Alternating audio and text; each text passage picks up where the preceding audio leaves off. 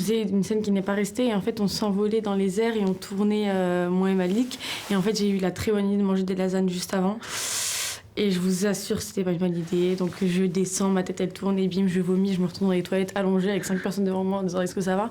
Et du coup, on a dû la refaire pendant 3 jours et c'était des chorégraphies, c'était quelque chose en amont qu'on avait beaucoup travaillé. Peut-être la danse, moi, dans la boîte de nuit. Juste de devoir danser et être défoncé, c'était dur d'être si impudique, quoi. Il y a un jour qu'on a appelé le jour zéro. Il n'a même pas été compté dans le plan de travail. On a tourné dans des champs de colza. Les champs de colza, c'est très éphémère. Ça dure, je crois, 1 mois, au moment où ils sont en pleine floraison. Donc, si on veut l'avoir au top, on a une fenêtre de tir d'1 semaine. Et quand j'ai vu jour zéro, qui correspond au premier jour de tournage, et que je me suis dit, on était, allez, peut-être début avril, et que j'ai vu que mon film, je le finissais le 9 septembre, j'ai eu un petit vertige, quoi. Un vertige où je me suis dit, mais t'es vraiment ouf.